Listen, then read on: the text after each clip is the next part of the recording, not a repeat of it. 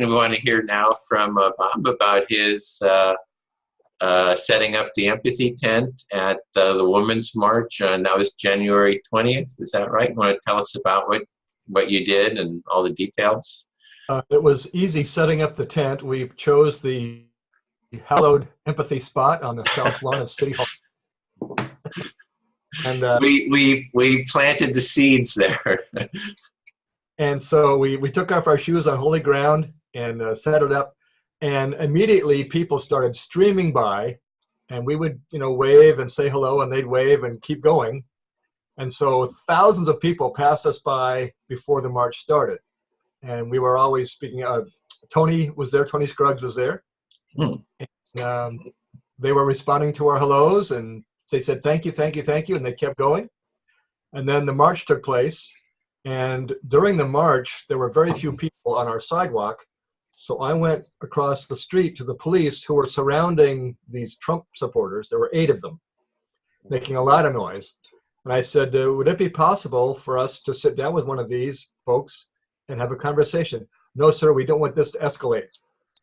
So I said, okay. So we went back to the tent. The march ended. More thousands of people coming by. Many stopped by just to get a seat. It was wonderful. They'd sit down, we'd talk, we'd have an empathy circle. And these women are so courageous talking about the sexual harassment and abuse and violence they've suffered with an old guy. And it was really powerful. And we listened and we reflected, and people were touched deeply. And so the crowd kind of scattered away, and about 3:30 we packed up our tent and left. And just a heart-touching experience of the most high magnitude.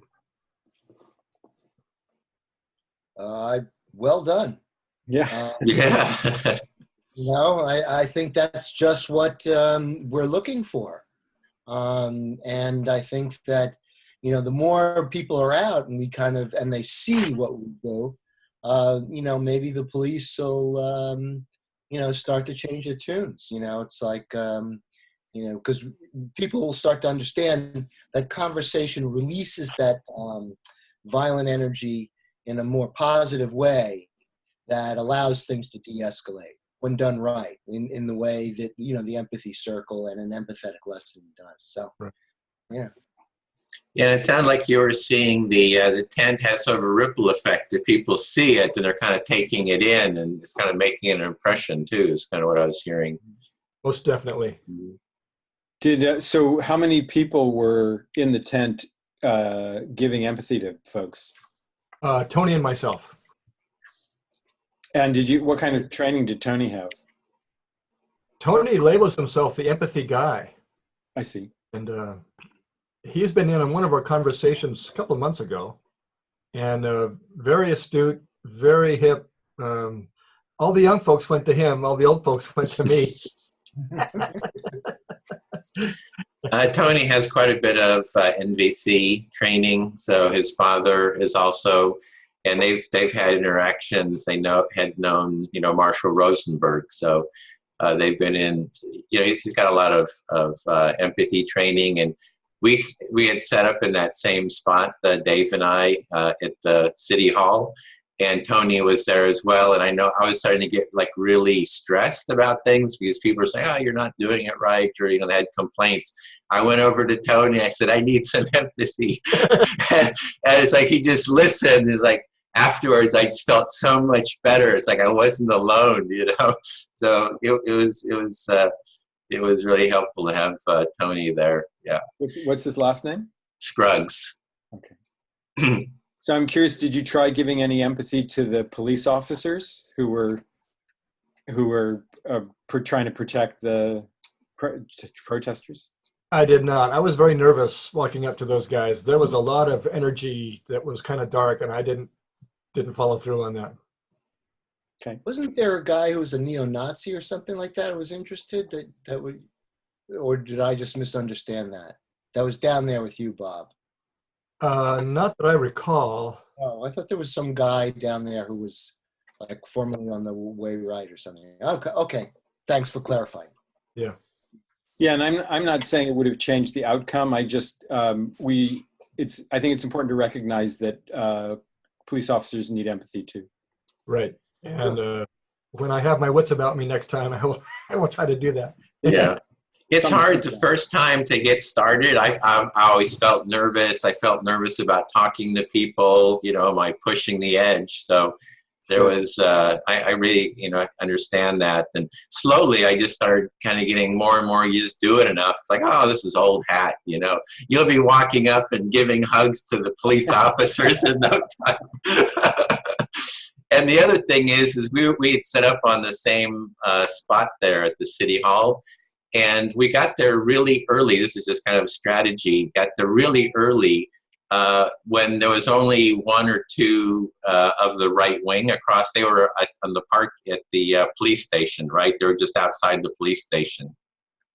So we went over there and talked to them, kind of shook hands and started dialoguing and had really good connection. So one strategy I found is to go really early when there's only a few people, and then make a connection with them kind of one-to-one. And then as they slowly build, we're kind of building on that positive connection. And I think there was probably about 40, maybe 50 eventually on the right that were there across the police station. And we could actually walk over and walk through, through the crowd without any without any problem. And in fact, they gave me the microphone and allowed me to give an introduction to what we were doing. There was one guy, I can't remember his name, Michael or something. He's like he says, what you guys are doing is what we want to do too. What I want to do too is create dialogue. And he was like totally supportive, and then he gave me the microphone. So I said, hey, we got the empathy tent on the other side. Come on over. And then I told my family empathy story. My family, they're conservatives. We get along with doing empathy circles. And so anyway, that was just a little bit of the situation there. So it's great to see you, kind of building. Do you have on that? Do you have other next steps that you're looking at? Glad you asked. In Thousand Oaks, there's a movement to ban books in high schools.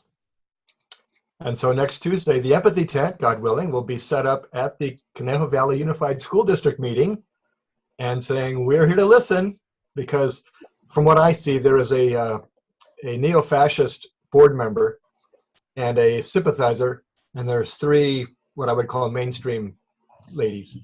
And so I want to get down there with the Empathy Tent and say, let's talk, let's listen. And so that's Tuesday, the 6th of February. Great. Great. So you want to hold an empathy circle with the different sides? Oh, great. Well, good for you, Bob. You're very brave. Well, I will use the wisdom that I hear from you all to try to expand my courage and talk to more people and invite more empathy going on. So thank you. Yeah, but also take care. Yeah. Take care.